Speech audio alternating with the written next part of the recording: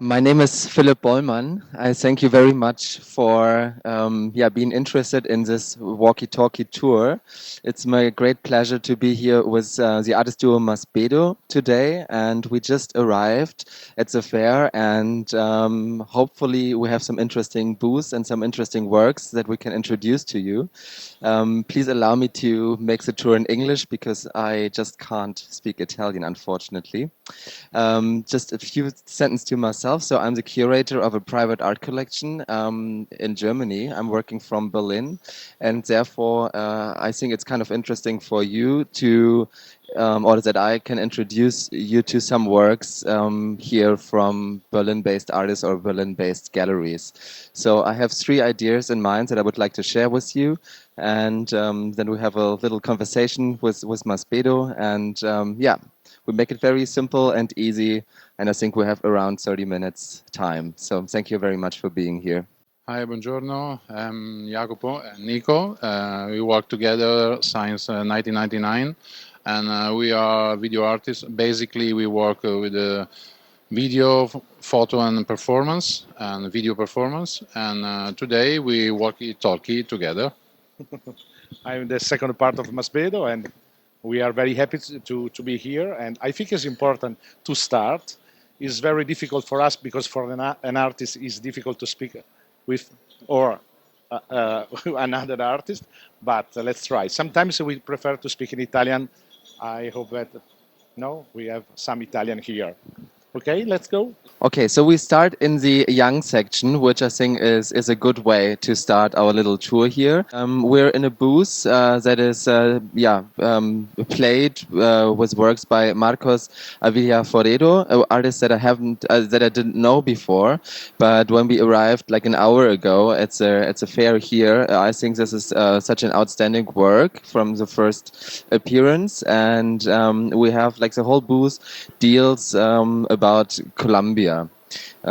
So it's we see here on the wood panels works or 3 or 4 people that are workers in the countryside, and since the 50s there's like a kind of a social war in Colombia between the elite and the working people in the fields. You know, every story has of course 2 sides, and I think it's very interesting how the artist achieved this to show this. You know, on one side we see the woodwork, and on the other side we see on the floor the same characters, but on the floor we think they are behind bars, and if you see the work that is leaned to the wall, it has a very different appealing to it. And accompanied with this work is this drawing on the wall, and it's made by the weapons that you see here on the ground of the booth. So, and these weapons are used by the guerrilla people. So their children play with it, you know, as a kind of a lesson for later on when they take real weapons. And this one here were burned, and with the weapons, this beautiful landscape was drawn to the walls. And then we have here 2 photographs that are also kind of interesting. So we have characters here that are laborers, working class people in the countryside, and they're very poor, we have to say, because all their like what they grow and what they plant and everything goes to Europe or to America, and they are basically living from the hand to the mouth, and they're like deep in the jungle or something like that. And the photographs are pretty spectacular, I think, because you see like 2 kind of fireworks on each side of the group of people, and these fireworks are made with the bullets you see in the frames that are standing here in the frames. So the artist lit the bullets, and the explosion made the flash. So the camera did not have a flashlight, but the bullet itself made the light and illuminated and made the photography possible. And the idea is a little bit that also violence can make something good. You know, it can have a positive effect. So it's a little bit the idea that these people are fighting for their rights, against an elite that just takes away their money and everything else. For us, like artists, I guess it's very interesting, this artist, because he play with the space. So, and for us, it's very interesting, play with the space. He play with the drawing, work drawings, and then compare 2 years ago, I guess it's very important in our contemporary moment, make a art like ethical and social approach, because these artists work with real material, common use, the material with the common use like wood and different stuff, but in the same time is working around a huge problem in the South America, and the aesthetical approach it's amazing for us. So now we're here at the booth of Galerie Thomas Schulte, a Berlin-based gallery that I really admire because they do a very fantastic and intellectual job. And this here is are two different works by Julian Irlinger, a German pretty young artist that studied in Frankfurt at the Städel Academy. And here we have a selection of framework houses. If you go somewhere to Asia or to America or somewhere, different countries always think that in Germany we all live in framework houses. So it's his place with cliches. And the other thing is that we have like houses by Playmobil here. So young children, or he wants to draw our attention to the fact that young children start to grow up with stereotypes, you know. So you have this little village here of almost equal looking like houses. You have one tower, but I don't know why that is there. And he wants to say that our way of thinking and judging other people and other cultures starts from very early on.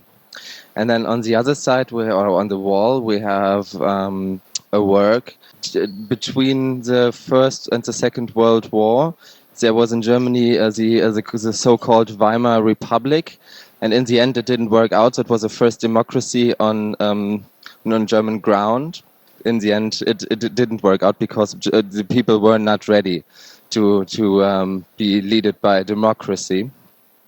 And we all know that in the 20s there was a deflation, so money was basically worthless, and some bread could cost millions, and the next day even more. And then there were some self-made currencies, you know, and so to have a value that, I mean, money is just a concept of, we trust that we all agree that a paper is worth something. And so artists were asked in the Weimar Republic to make like these currencies to illustrate them. And Julian took some images from these currencies and put them here, and is asking like how money can become visible in a way that, how can an artist find an image for that. And I think it's a great combination. Also, like the way that it's like in a rectangle, and the works in the frames as well.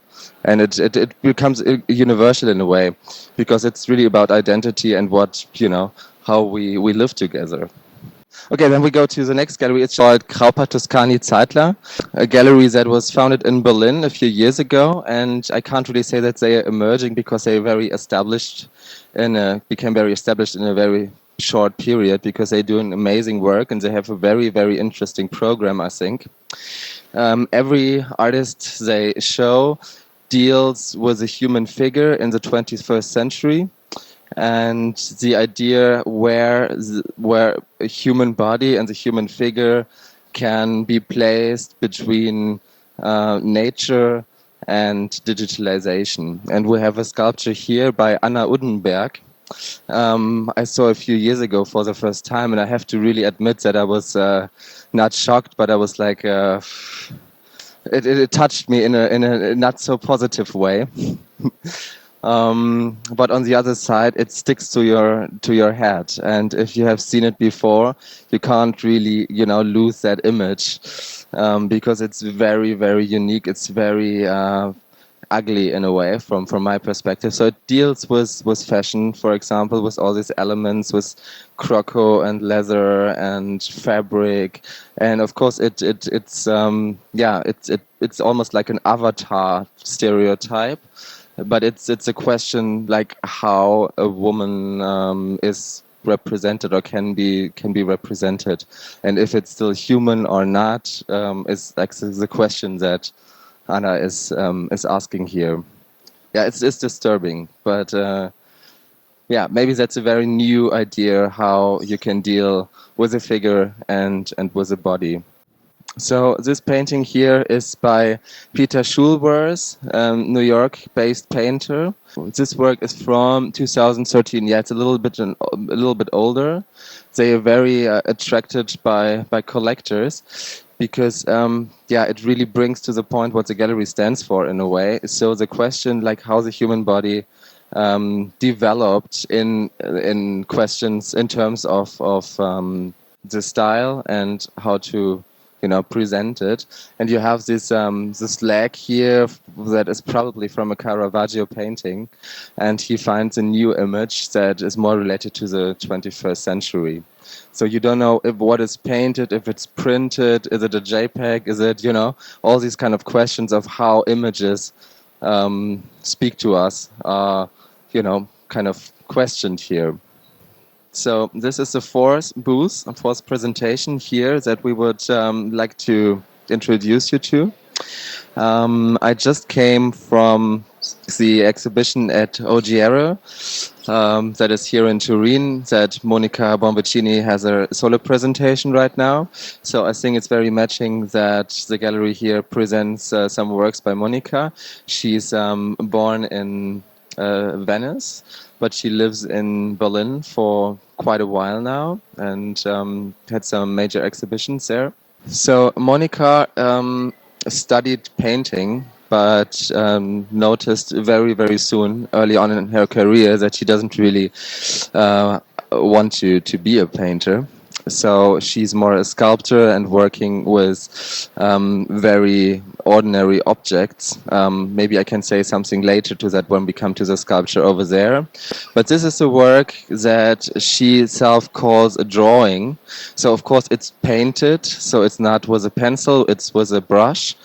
But it's like a little bit of her concept that she doesn't want to admit that she is painting from time to time. I think this series started around 2007 with the horrible Katrina hurricane in New Orleans. Right, thank you. Sorry. So she saw pictures, photographs of all the damages, and was interested by that, and started the series that is an ongoing series and that deals with catastrophes that related to or are related to the global warming and things like that, of course. So it's about fires, it's about tornadoes, it's about floods and all of that. And she tries to find an abstract way to paint these very American look-like houses. But it could be anything. We can't really tell from the image itself what has happened there.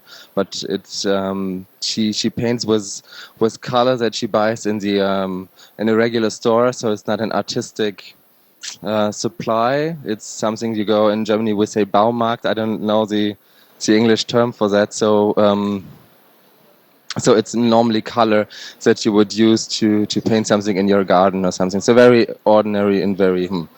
And she does a lot of these drawings when she's working on one topic, and then she has all these big sheets of paper in her studio, and they are overlapping and become dirty, and that is absolutely wanted, and she likes that it becomes a little bit old and dirty, and it's like also timeless. Yeah.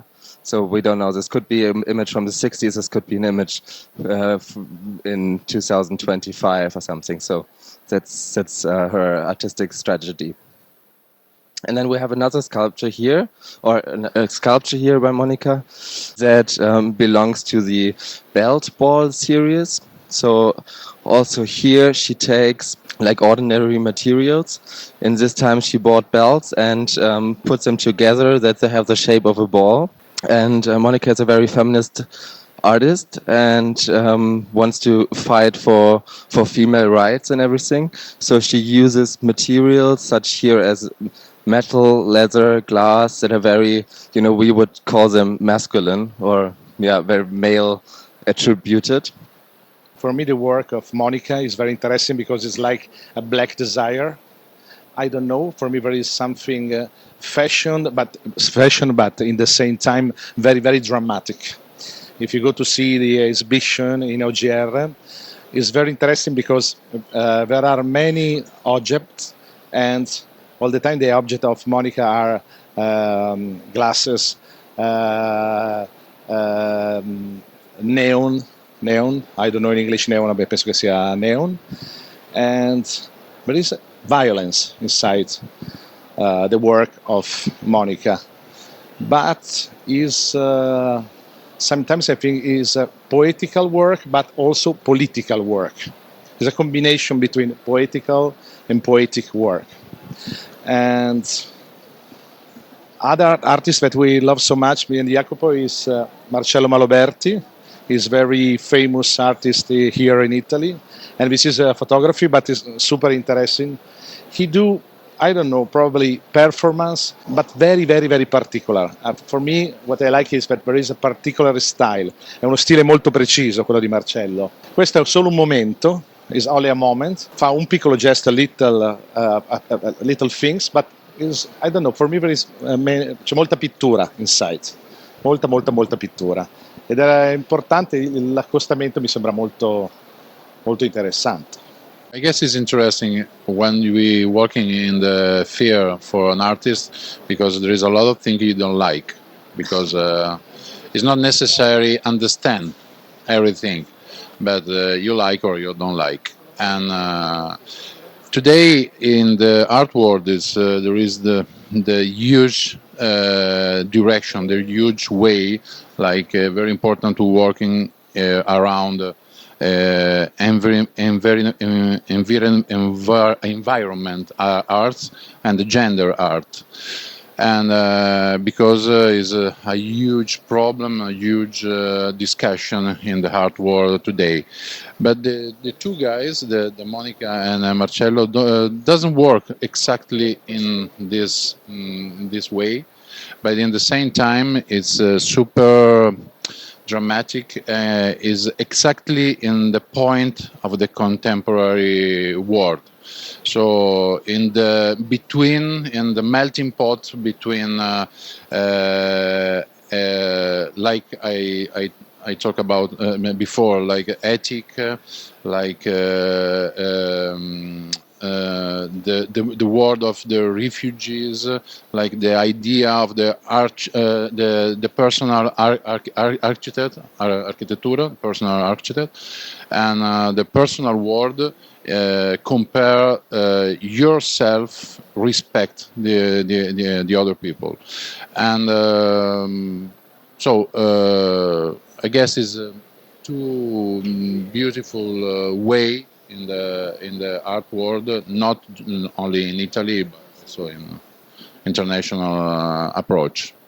I dedicated this booth to the Italian artists, and so they are from a different generation, and some of them, especially Anna Maria Maiolino and Simone Forti, they were born in Italy, in the south, and in Tuscany, but they live abroad and they still live outside. Where the question how you put together, I think then when there is the quality, you can put together artists, and you realize when you install the booth, which is for me like an exhibition, a group exhibition, that the weight of the things, there are more strong work and some other, and so you decided in this way. And when artists dialogue together, I think it's a good thing. Yeah, so I think that's almost it. So these were the four positions that we would like to share with you. And as Jaco just said, so we see some similarities in the works that we represented to you. It's about the big topics of our time, and I think it's fascinating to see how artists deal with these topics and find images for problems and challenges in a very poetic, disturbing, and remarkable way. Yeah, so thank you very much for your